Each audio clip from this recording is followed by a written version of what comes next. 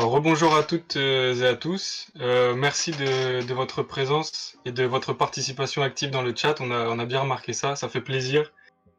Désolé pour le petit décalage et les petites coupures enfin les grosses coupures qu'il peut y avoir par moment. Désolé si on sait que du coup ça fait que c'est difficile à suivre, mais voilà, c'est les joies du direct malheureusement et les joies de la connexion. Donc ne nous en voulez pas trop pour ça. On va essayer de rétablir la chose et faire en sorte que il n'y a plus ce problème pour la suite de la journée.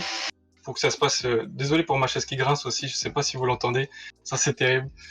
Mais voilà, donc on se retrouve pour la deuxième table ronde autour du rôle des communicants dans les maisons d'édition, les maisons d'édition qui publient des œuvres graphiques. Et donc autour de moi, donc il y a Mélanie et Aloïse que je salue et que je remercie de leur participation et de leur présence. Et je vais les laisser d'abord se présenter elles-mêmes, comme ça ce sera plus facile pour vous. Et voilà, donc si vous pouvez vous présenter chacune votre tour brièvement, en me rappelant votre parcours, où est-ce que vous travaillez aujourd'hui, bien évidemment, depuis combien de temps, et puis l'intitulé exact de votre poste. Celle qui veut commencer, je vous laisse, Vas-y, Aloïse, vas-y. ça marche. Merci. Bonjour à tous, donc moi je suis Aloïse Uséo, je suis actuellement chez Jungle Édition et le groupe Steinkiss plus généralement en poste. Mon parcours a commencé en 2016 où j'ai eu la chance d'intégrer Flammarion Jeunesse, l'équipe de Flammarion Jeunesse au poste d'assistante d'attachée de presse. Ça a été la porte qui m'a un peu aidée à rentrer dans le secteur de l'édition. J'ai eu vraiment la chance qu'on me donne ma chance pour ce premier stage et en fait c'est à partir de là que j'ai commencé à construire mes contacts et que j'ai pu continuer. J'ai été ensuite assistante marketing et web marketing chez Casterman Jeunesse et Casterman BD. Je suis retournée chez Flammarion Jeunesse en alternance, puisque j'avais quand même de bons contacts là-bas, en web marketing uniquement. Ensuite, j'ai fait un court passage d'1 an chez Nathan Professionnel, donc, qui est la branche pro de Nathan, qui n'est pas forcément la plus connue, sur laquelle j'ai travaillé pour les langues et tout un tas d'autres ouvrages pour les professionnels. Et ensuite, ça fait maintenant 1 an que je suis chez Jungle en tant que chef de projet marketing et promotion des ventes, et où je m'occupe de tout le catalogue Jungle, Steinkiss et Splash, qui est une plus petite maison d'édition. Voilà. Ok, merci. Mélanie. Du coup, moi, je suis Mélanie Le Camus. Je travaille pour Hachette Roman et le livre de poche jeunesse. C'est mon premier poste dans l'édition. J'étais en stage, j'ai fait mon stage de fin d'études aux éditions Thierry Magnier.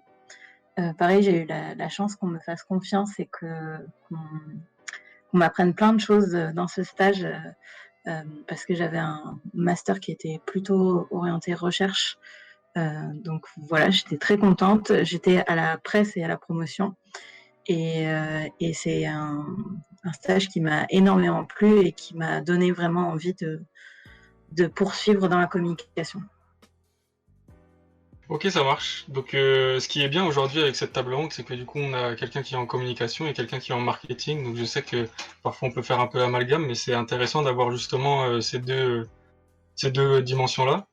Et donc, ma prochaine question a fait lien directement avec votre présentation. C'est lors de nos entretiens précédents au téléphone, vous m'aviez toutes les deux fait part, c'est ce que j'ai remarqué, d'une passion pour la lecture, bien évidemment, mais aussi de votre envie et voire même un besoin de faire découvrir des choses aux gens.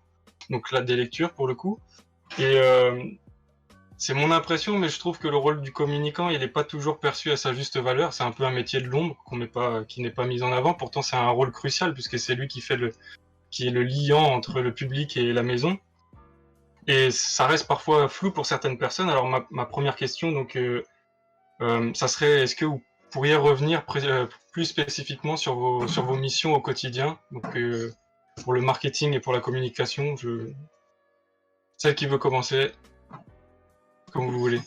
Oui, ben je peux commencer. Ouais, ça marche. Du coup, moi, j'ai l'habitude de dire que je m'occupe de tout ce qui n'est pas payant.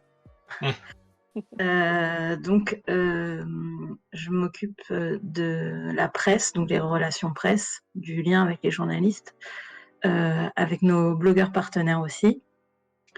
Je m'occupe des réseaux sociaux et du site sur lequel on publie des posts un peu façon blog.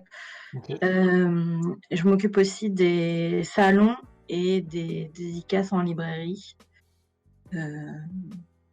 Et voilà, c'est déjà pas mal. Ouais, je pense que c'est déjà pas mal. Ouais. Aloïse? Moi, pour mes missions, bah, justement, c'est le contraire. Je m'occupe de tout ce qui est payant. C'est un petit peu les joies du marketing, entre guillemets. Donc moi, je vais avoir un côté très opérationnel et lié à l'objet, parce que quand on publie une bande dessinée chez nous ou un roman graphique, on va essayer de l'accompagner un maximum auprès des libraires. Donc c'est faire des affiches, faire de temps en temps des primes. En BD, on fait beaucoup ce qu'on appelle des ex-libris ou voilà, de jolis visuels qu'on peut avoir avec la BD, des petits goodies aussi quand on est dans de la jeunesse. Donc voilà, moi je vais m'occuper de toute la stratégie et aussi de la mise en œuvre et puis de la fabrication de tous ces objets.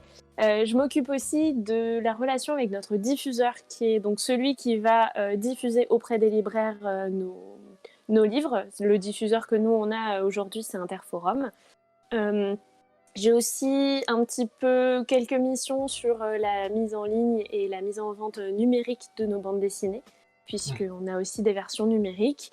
J'ai un petit peu de relations libraires et j'ai un petit peu aussi la partie web marketing, mais du coup, je vais avoir les réseaux sociaux payants. Donc, c'est moi qui vais mettre en œuvre des stratégies de partenariat avec des influenceurs, ou encore des stratégies de sponsorisation sur nos posts et nos réseaux sociaux.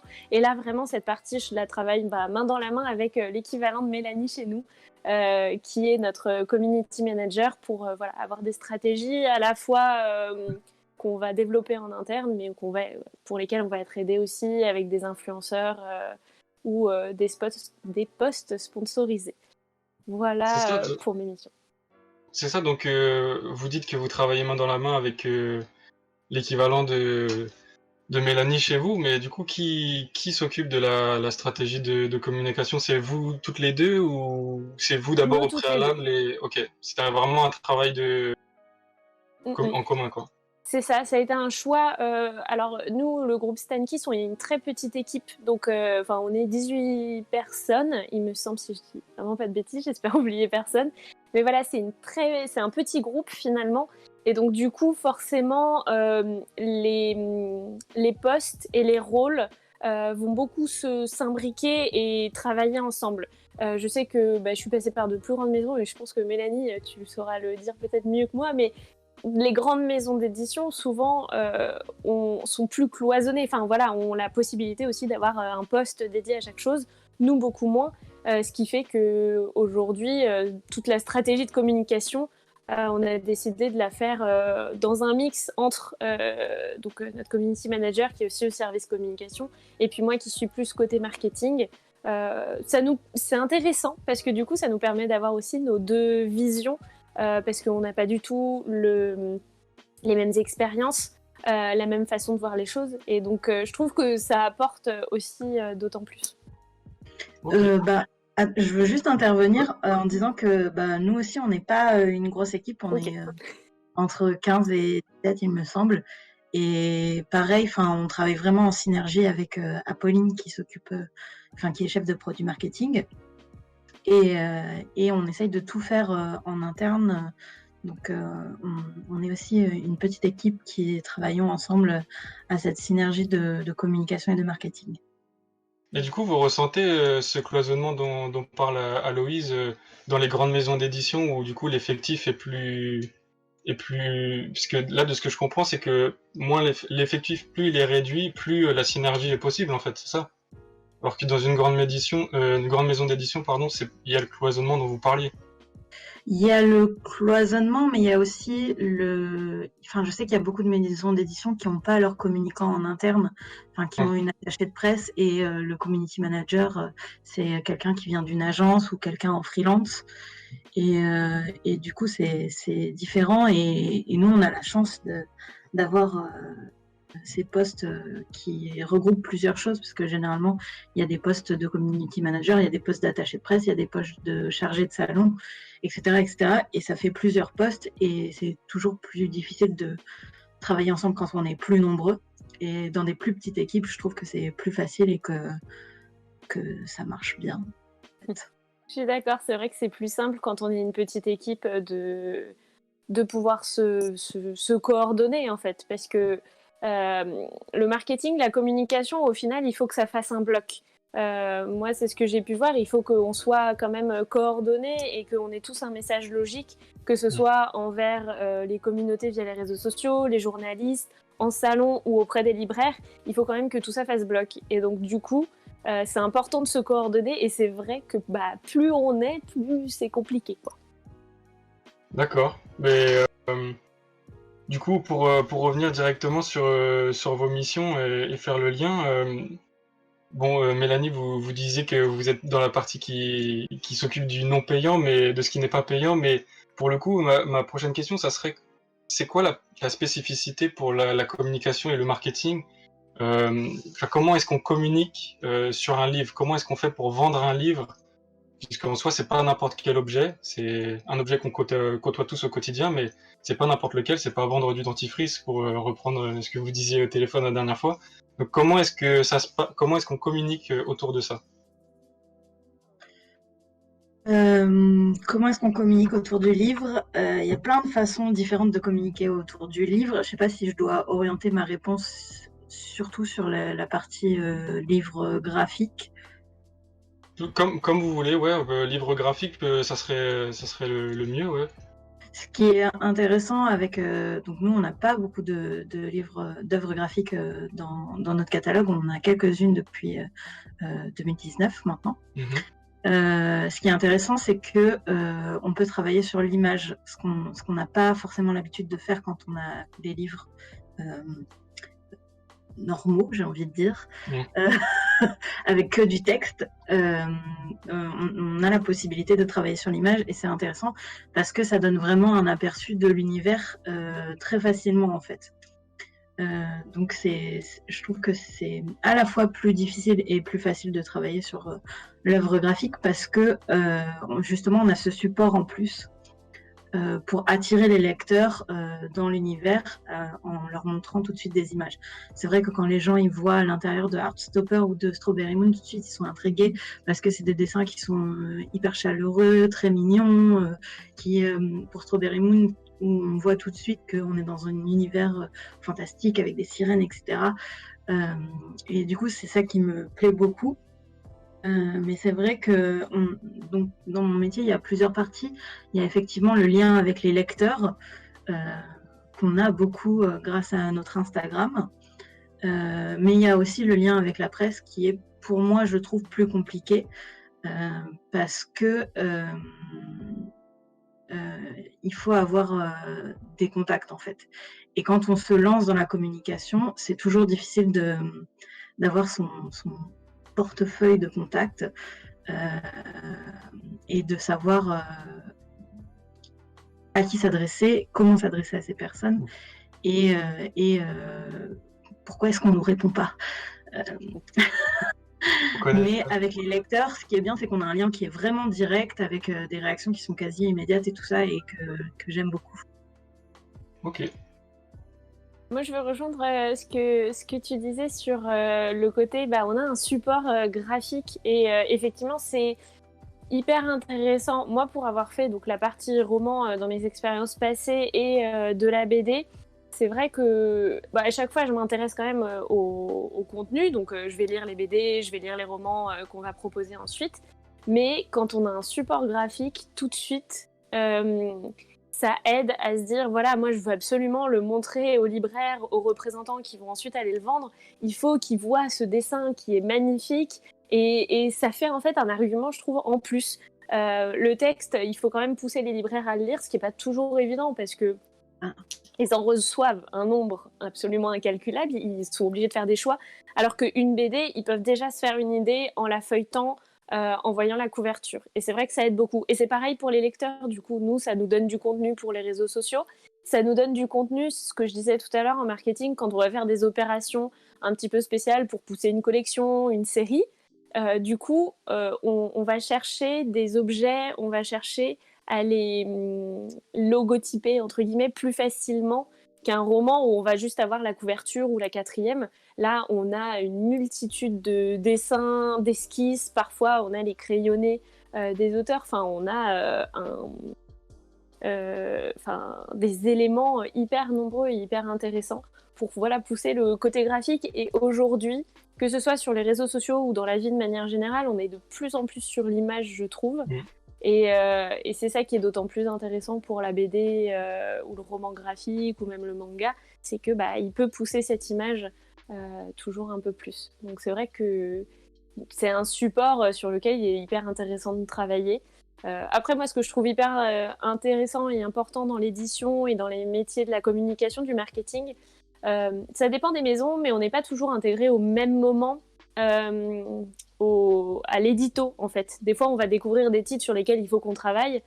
Et tant qu'on peut, je trouve que c'est hyper important de le lire, de s'intéresser, d'aller voir les éditeurs pour leur demander quel est le projet, les auteurs, est-ce que c'est les auteurs qui l'ont amené, est-ce que c'est nous qui avons eu l'idée et puis on est allé vous demander à certains auteurs. Enfin voilà, j'aime bien travailler sur la jeunesse parce que ça fait autant de billes pour les travailler en marketing et avoir un peu de storytelling autour parce que c'est ça qui intéresse aussi les lecteurs ou même les libraires qui sont souvent des lecteurs de toute façon.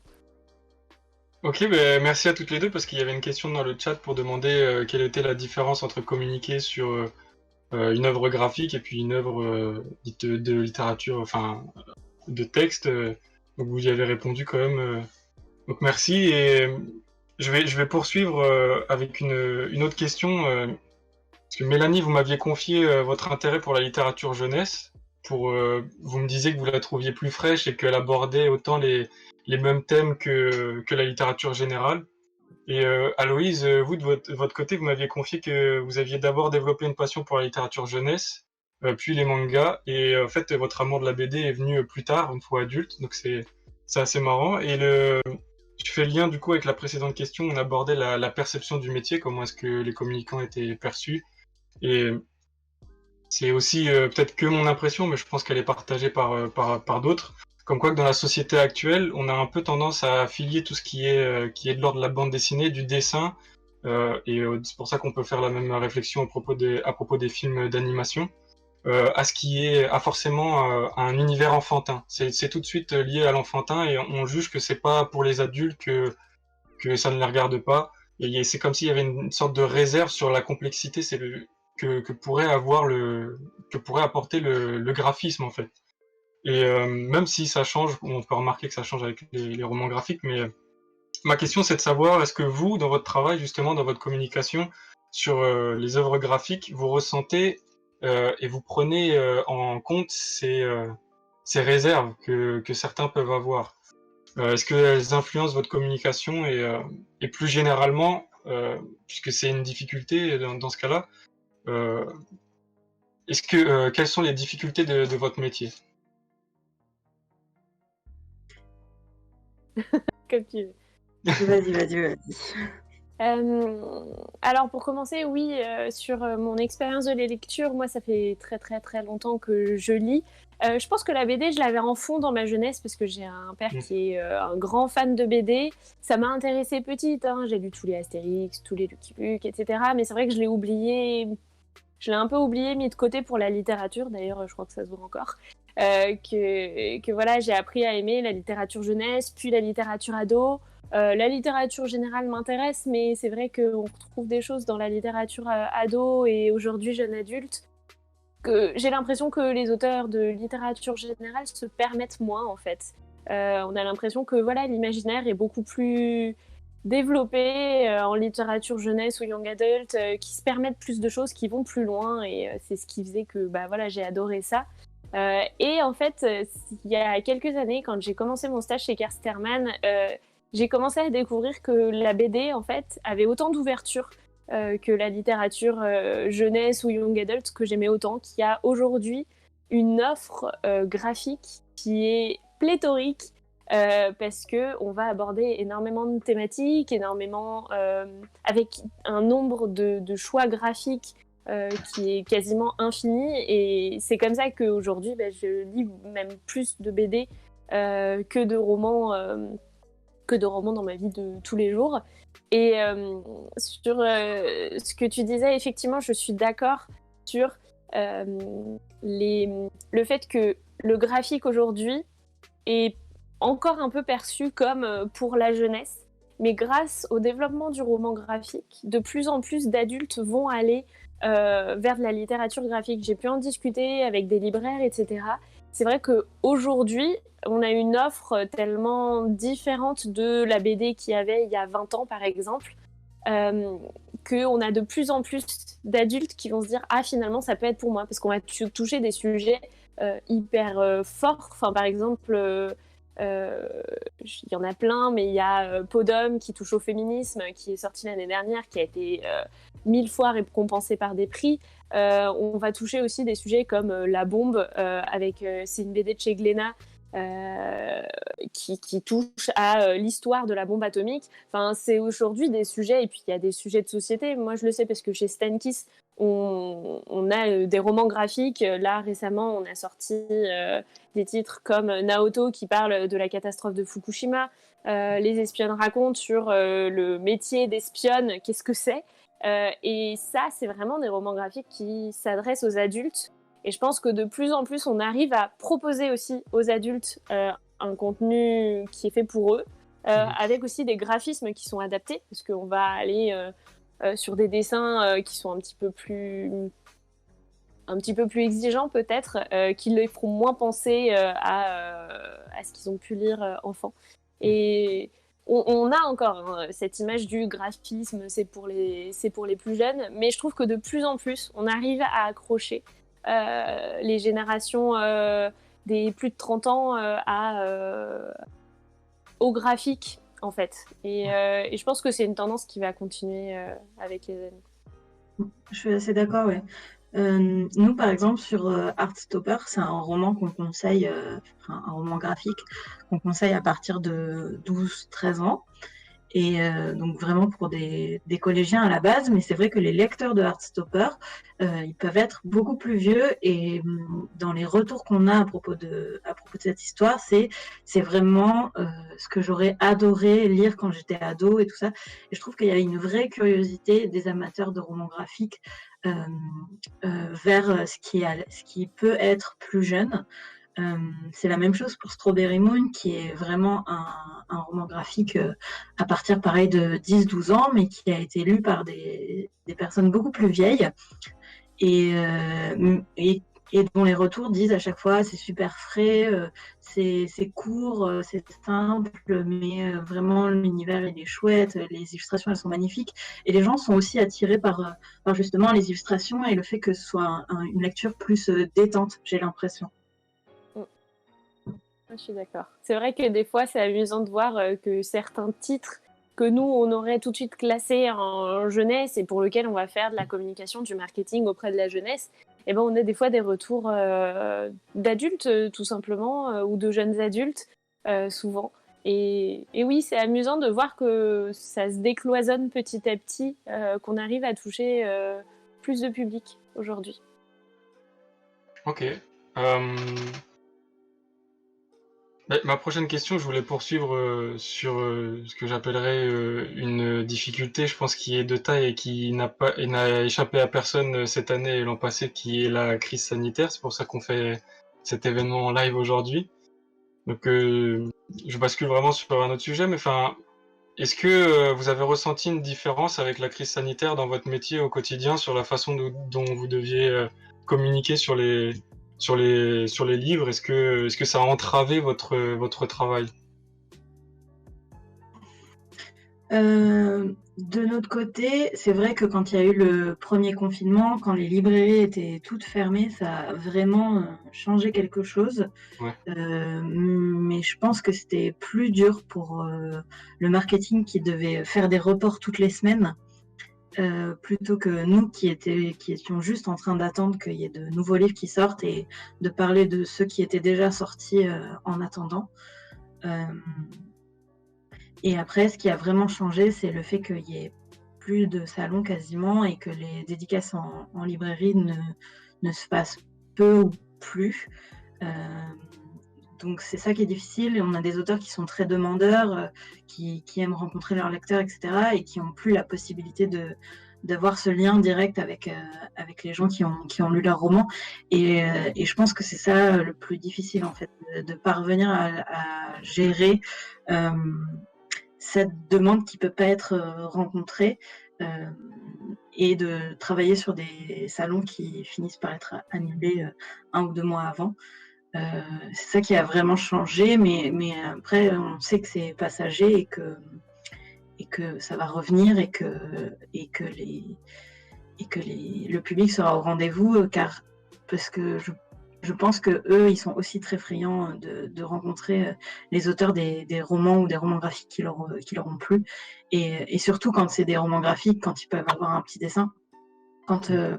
En petite anecdote, quand on a invité Alice Oseman, l'autrice et illustratrice de Heartstopper à Montreuil en 2019, on n'avait pas du tout prévu qu'il y aurait un tel engouement, en fait, et on a été dévalisés de tous les Heartstoppers dès le samedi soir. Il n'y avait plus rien, et les queues de dédicaces étaient immenses, et en fait, je pense qu'il y a un vrai attrait pour la dédicace d'œuvres graphiques, parce que justement il y a ce côté dessiné, alors que sur les romans c'est juste une signature et un petit mot, et je pense que les gens se déplacent plus facilement pour le dessin. Ouais, je suis d'accord avec ça, surtout que moi j'ai pu remarquer qu'aujourd'hui il y a même des auteurs de romans qui arrivent avec des petits tampons ou des petits collages et qui ajoutent un côté graphique à leur dédicace, c'est assez amusant. Oui, bah effectivement, nous, le marketing, on a été bien touchés par le Covid. Au premier confinement, du coup, on a dû reporter toutes les nouveautés, reporter aussi toutes les actions qu'on faisait auprès des libraires. C'est vrai que ça a été une période assez compliquée. En plus, moi, je venais tout juste d'arriver au sein du groupe Stantis, donc du coup, voilà, ça a été une expérience un peu particulière. Après, on a appris aussi de cette situation. On a beaucoup plus accentué notre présence sur les réseaux sociaux, via des partenariats d'influenceurs. Voilà, on s'est beaucoup reporté sur le numérique, ce qui fait aussi qu'au deuxième confinement en novembre, on était mieux préparés. C'est-à-dire que la plupart de nos campagnes sur les nouveautés, qui cette fois n'avaient pas été décalées en novembre, on avait prévu des choses via le numérique. Et encore aujourd'hui, il y a des choses que je suis en train de préparer et sur lesquelles je suis en train de travailler. On avait prévu un volet numérique un peu en cas d'urgence.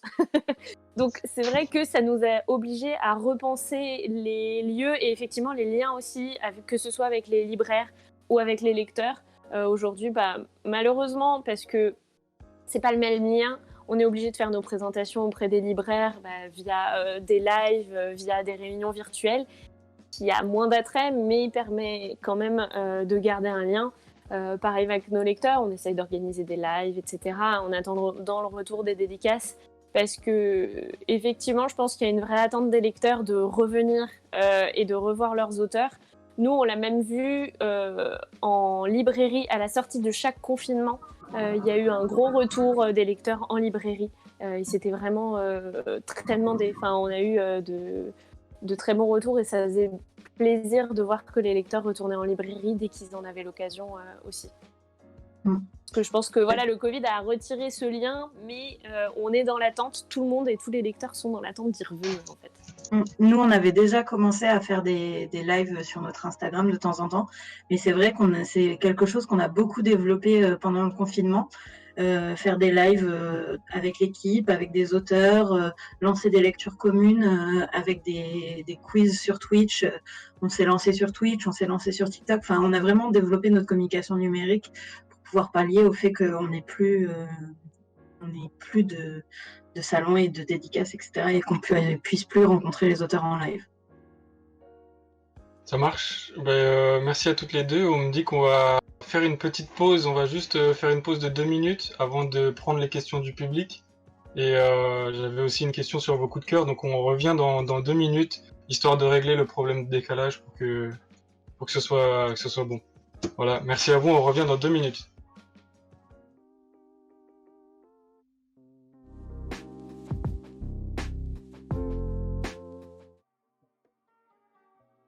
Donc rebonjour à tous une nouvelle fois, on se retrouve après cette petite pause, voilà, j'espère que le décalage va s'améliorer, on a fait notre possible pour les petits problèmes techniques, voilà, ça arrive.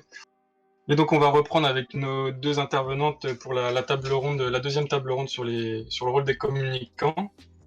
Et moi j'avais un mot pour la fin avant de prendre vos questions du chat, un mot important puisque c'est l'identité de l'événement, c'est quels sont leurs récents coups de cœur et pourquoi est-ce que ça les a touchés autant, si elles peuvent nous dire un petit mot. Donc voilà, je vous laisse la parole, Mélanie, Héloïse, comme vous voulez, faites-vous plaisir.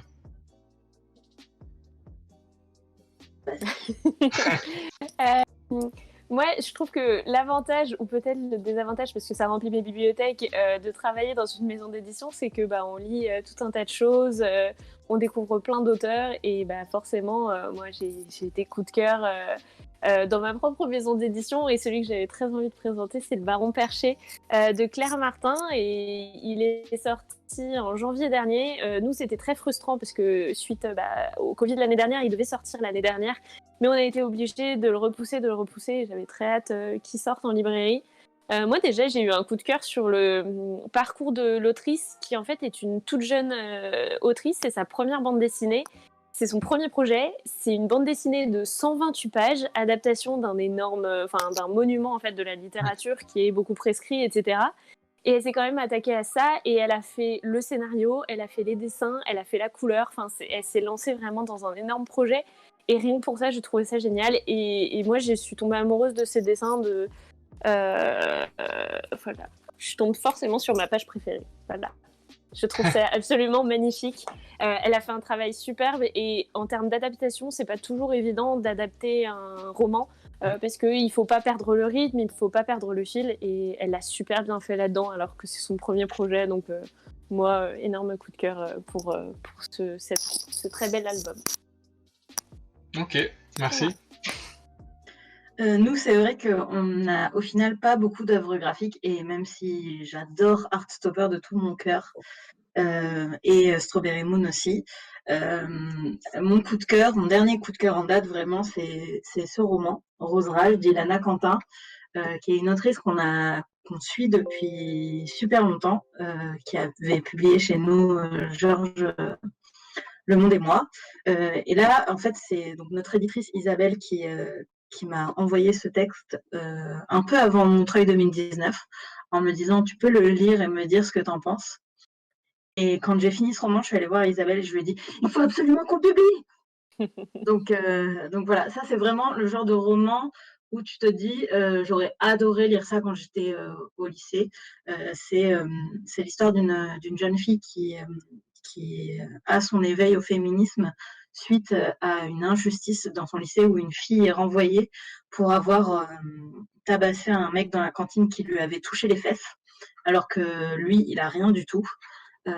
Donc vraiment, c'est un très beau texte sur la colère féminine, sur l'éveil au féminisme, sur la place des hommes dans la lutte féministe, etc. C'est écrit de manière extrêmement juste. J'adore la plume d'Ilana, je la trouve formidable. Je lui ai déjà dit des dizaines de fois.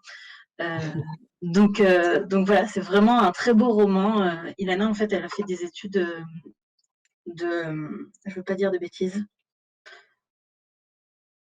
d'anthropologie, il me semble. Et vraiment, on sent qu'elle tient l'essence humaine dans sa plume. C'est peut-être beaucoup, mais voilà, enfin, vraiment, il y a quelque chose de tellement vrai dans ce roman que je peux que le conseiller à tout le monde, quoi. Super, merci pour ces recommandations, je pense que ça va étoffer un peu la liste de notre audience. Je vous propose qu'on passe sur les questions du public, et il y en a une de Lila en l'occurrence qui nous demande si on peut en savoir un peu plus sur la fabrication des goodies, si c'est vous qui vous en occupez, si vous voulez dire un petit mot là-dessus.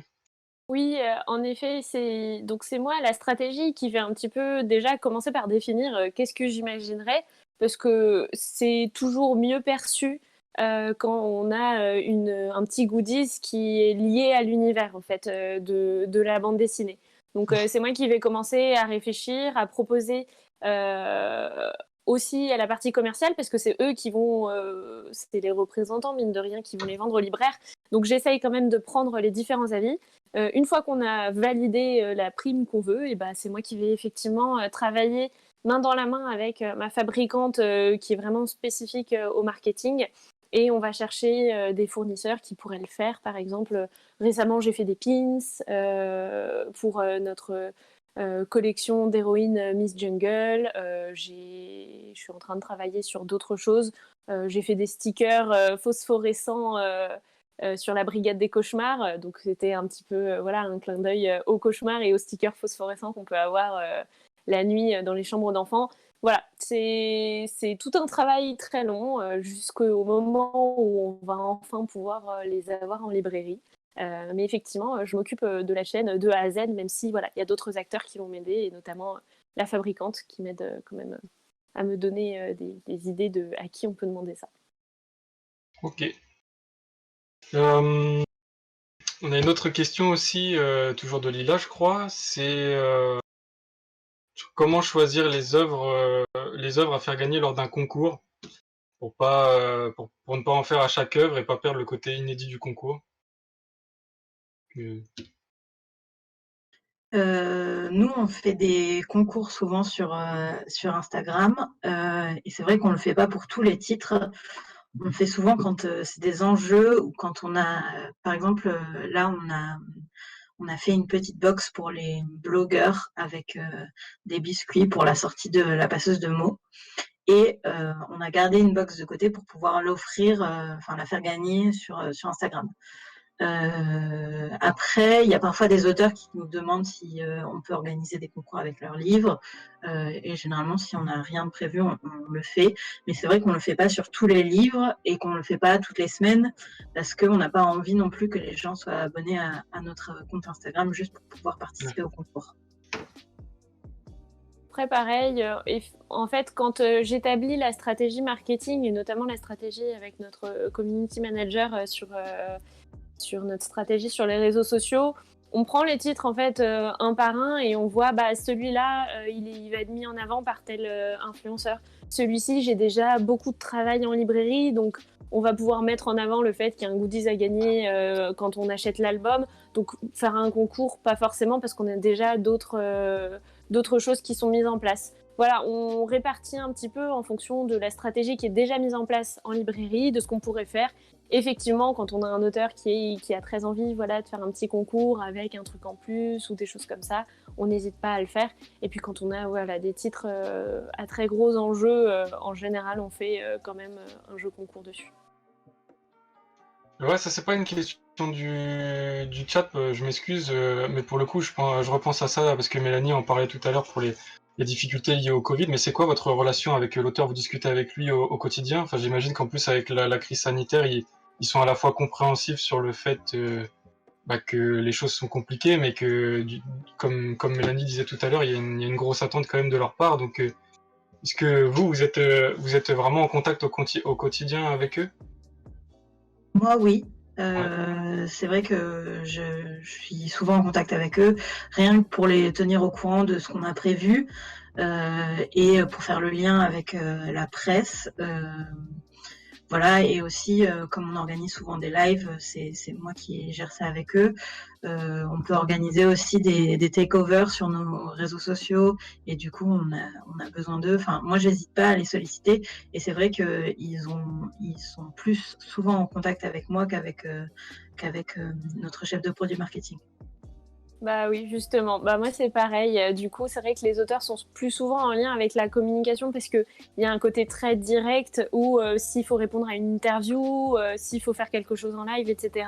Voilà, la communication va être beaucoup plus en direct avec eux.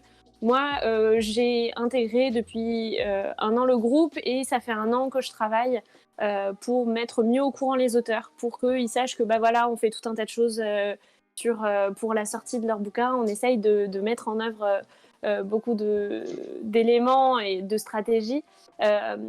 Après, ça va dépendre. On a des auteurs qui ont beaucoup d'attentes. Donc, pour eux, je vais être en contact avec eux plus en amont parce que l'éditrice m'aura dit il y a beaucoup d'attentes de la part de l'auteur, il a besoin d'être assuré aussi.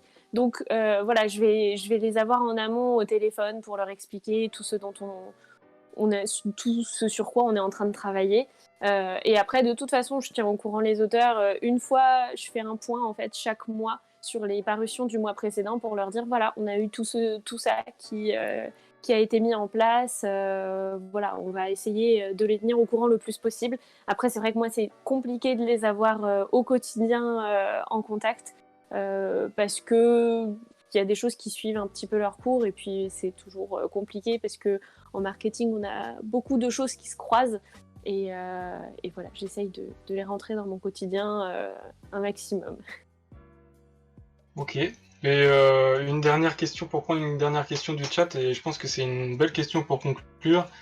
C'est quelle est la partie de votre métier que vous aimez le plus? La question fatidique. Moi, Vous ce avez que le droit, hein. j'adore, c'est développer, lancer mes idées sur les stratégies. Quand je vois un nouveau bouquin, l'éditrice, elle arrive, elle nous le pitch, on a envie de la suivre à fond, et là, je vais balancer toutes mes idées. Et je crois que c'est l'un des moments que je préfère, parce qu'il y a un bel échange, on est dans la découverte de la nouveauté, c'est un bon moment, moi, je trouve, j'aime bien. J'aime beaucoup ce moment aussi. Mais je pense que mon moment préféré, c'est les salons.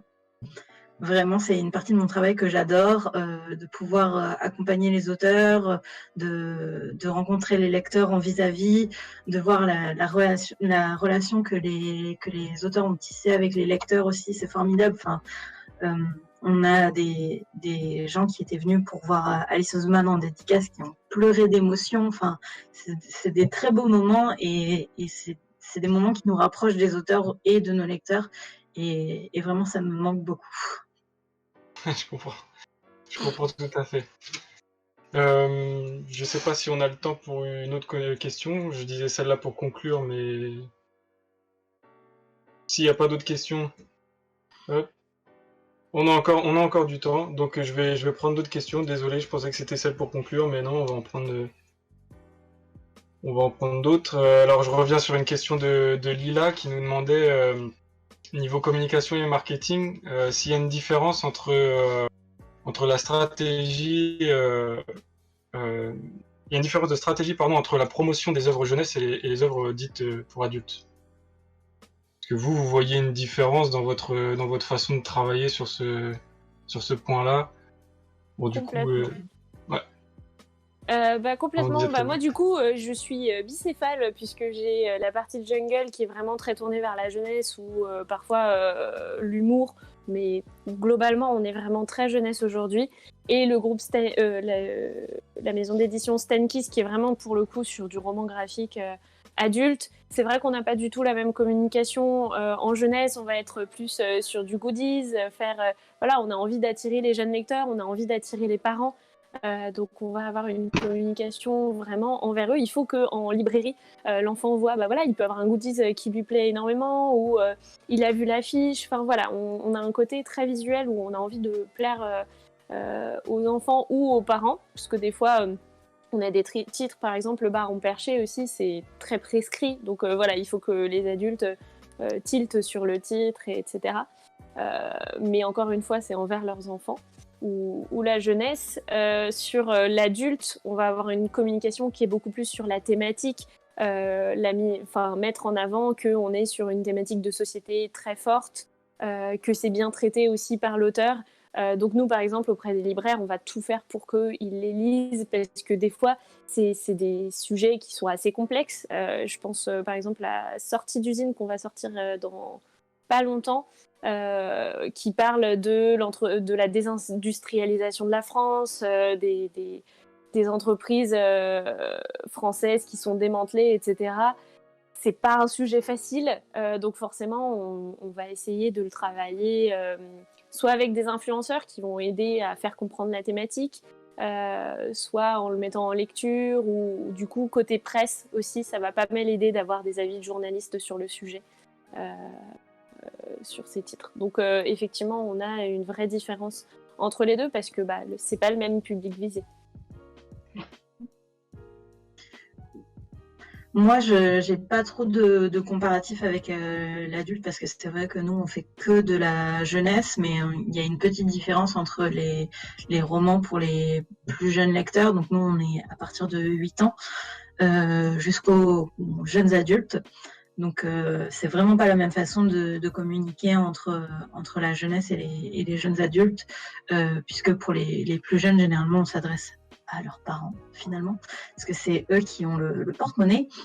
Euh, donc c'est des manières de communiquer qui sont différentes, puisqu'on est plus en direct quand il s'agit des adolescents ou des jeunes adultes, et qu'il y a un intermédiaire pour la jeunesse, mais on fait des choses avec des gens qui sont plus prescripteurs. On fait des choses avec des chaînes de télé. On organise des concours avec Gulli, par exemple, ce genre de choses. On fait appel à des influenceurs mamans, comme on les appelle. Et voilà. Ok. Alors, je sais pas si on a le temps pour une... Non, on n'a plus le temps pour une dernière question, donc désolé pour celle que j'ai oublié de dire. En tout cas, je vous remercie toutes les deux pour votre participation. C'était vraiment intéressant et vraiment cool de votre part d'être venu. On a vraiment eu les deux pôles, je le rappelle encore une fois, entre communication et marketing. Donc toutes les questions, vous pouvez pas répondre à toutes les questions, mais en tout cas, merci à vous et merci à notre audience de nous avoir suivis. Donc là, on va passer à quelques vidéos coup de cœur. Donc je vous invite à poursuivre votre visionnage du live et on vous dit à bientôt pour cet après-midi pour la 3e table ronde. Merci. Merci, au revoir. Merci, au revoir.